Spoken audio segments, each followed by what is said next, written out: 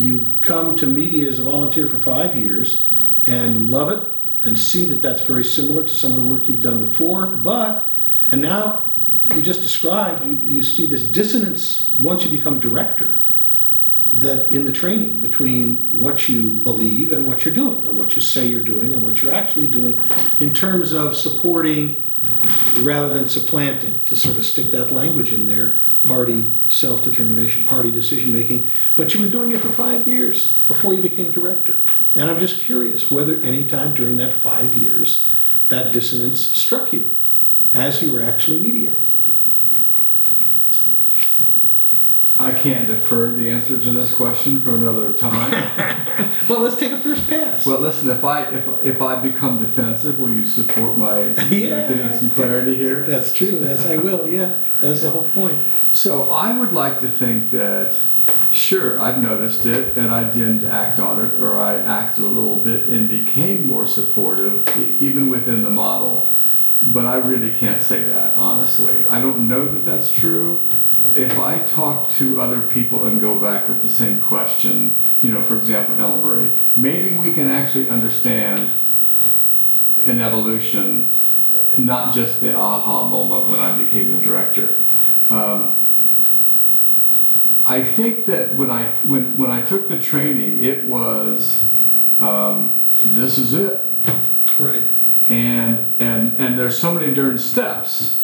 And the things that you have to do in those steps, I mean, you have to learn something. Right, and it's complicated. It's complicated, and you have to practice it, and essentially you're held to it. Yeah, and the entire mediator culture surrounding you in that particular center is, supporting that same picture. Right. It's not like, everybody is following the same approach and is asking each other the same questions. How did that go? Did you get an agreement? Right. Et cetera, et cetera. Was there too much, disruption? But it's an interesting lesson that, then you sort of stepped outside of it and had to look at what you were doing. And in a way, the sort of insights that you got at the previous stages in the arc were insights from a leadership position, in a way, from a position of responsibility. You got the insights about the team in the hospital when you became team leader. Yeah. You got the insights about, EAP and EEO when that was your responsibility to do it. Yeah. So the interesting thing is that it's hard to question the assumptions of some process or operation from the inside. And in some way, I think that was an advantage. You talk about, the contribution that Joe and I have made to this arc, our work to your work. But we had the advantage that we were standing outside of it. And each of us also went through some version of this same arc. Right. I didn't, I practiced mediation before I taught it. And when I practiced it, I learned it from somebody else, Josh Stolberg, my mentor, and I never questioned what he taught me. All right. Until, at a certain point in time, there was an occasion where I was sort of asked to question it in a way. Wow. Well, it was an odd way to put it, but Okay. the first inklings of anything different that I ever had were at his behest. I was asked to give a presentation at an ACR conference. It may have been NIDR then, the predecessor to ACR. And there was a whole series of sessions that Josh organized about mediation skills. And he asked me to do the last one, which was closing the session, or closure. And the natural description of closure was reaching an agreement. In any of the stage models, the last thing you do is you reach an agreement, whatever that means. Yeah, closing in sales means something specific. That's absolutely, including reality testing and whatever it is that was in that thing. When I sat down to write that presentation, I suddenly had to ask myself, that's closure? Closure means reaching an agreement, doesn't mean anything else. And in trying to construct that session was the first time that I ever thought that there was something else that was important that was happening in these sessions that was not captured by that last stage, and the words I chose at that time were empowerment and recognition. First time that ever occurred to me, which later became an article, which later, became something, an element in the book and books that Joe and I and others have put together. So until that moment, actually, and I think that was in 1986,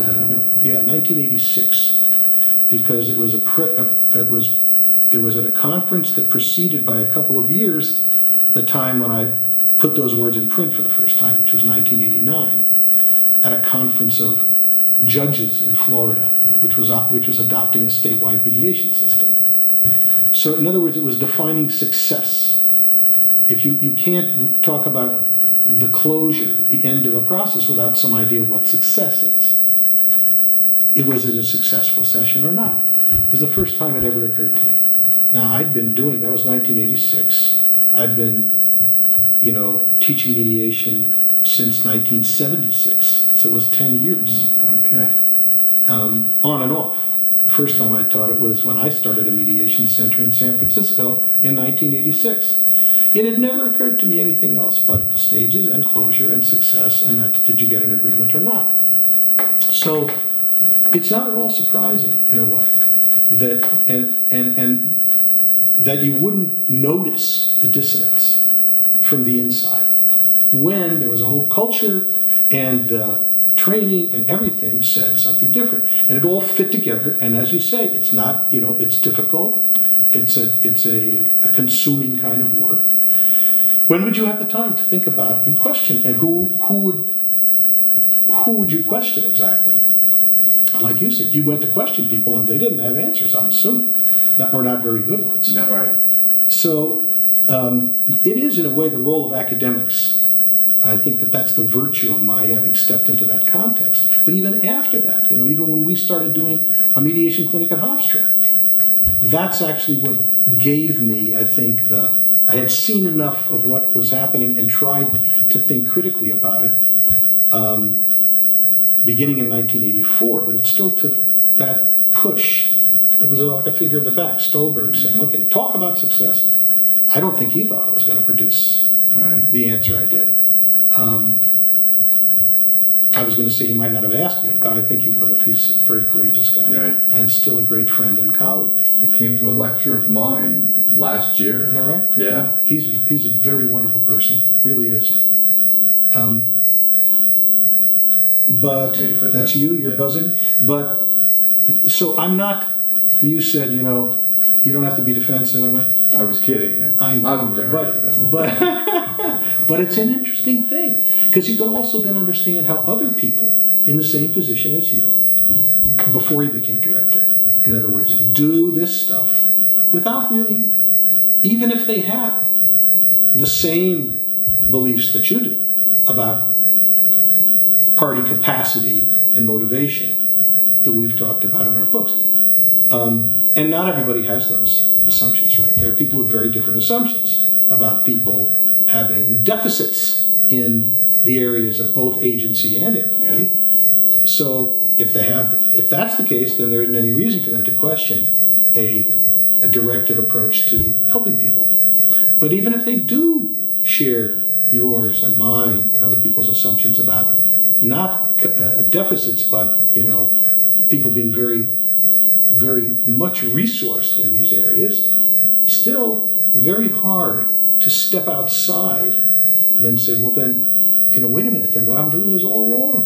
And I got to stop this and start doing something else. And what is that something else? So I don't think it's at all surprising that it first occurred to you when you felt a sense of responsibility, but it was also a sense of freedom. I don't have to do this anymore. Right. I'm the director. Right. I have both the freedom and the responsibility to see that this is coherent and not dissonant. Yeah. So it was a powerful moment. I bet it was. And we will hopefully continue to describe this arc, but that's sort of the middle of the arc, right? But I think what we've shown up to here is that it didn't come out of nowhere. That your resonance with the ideas in the promise of mediation, when the book did come to your attention, made perfect sense. That, there was no way you were going to read that book and not have a sense of, right, that's really what I want to be doing, as opposed to this. And that would make sense. And there wouldn't be any dissonance. Right. Right? That was sort of that was it. That was it. Yes. Yeah. And because of all the previous movement on the arc, I think. So in a way, and I hope this conversation helps people to see, to recognize in a certain way themselves in you. That's part of, I guess, my hope for the conversation, as well as to be inspired by you, because having those positive premises about our fellow human beings, and continually at every step in different environments acting on those premises, sort of resisting a different way of responding, which is what I think we've described so far in this arc. That I think is very inspirational, probably unusual, certainly unusual, but also when people see this, what inspiration means is that's the way I'd like to be. Sure. That's inspiration means, I may not have exactly been able to do that, but I sure would like to. And I think that's also something that people will see. So. And it's not necessarily easy. It resonates. And the environment that I've been in for all these years is that we consistently support each other in trying to figure out how to do this. Right. And we constantly get better at it. Well, that's true. That's something worth saying before we go on, or before we close out for the day, which is that you can't do this by yourself. No, you can't. There isn't any way I could have, and we both had separately wonderful partners in the work that we've done. The partners that you've had in the Data Mediation Center, the partners that I've had with Joe Folger and with all the people in the Institute. No way you can do this work without good, supportive partners, courageous partners, I would say. I think our collaboration is another instance of that. Without a doubt, from the beginning. Good. All right. And acknowledging the people that participate in mediation. Yeah. If they don't come, we don't get these opportunities. That's true. That's true. You can. What's the movie? It was if you build it, they will come. Well, yeah, that's true. But and that's the part that's our work. We do have to build it, and we've been working on building it now for a couple of decades. It's a slow process, and this arc helps to show people how that's happened. So we're going to stop for today, and hopefully continue again. We will continue. You've held up very well here under my assault of questioning. All right. It's good. Okay.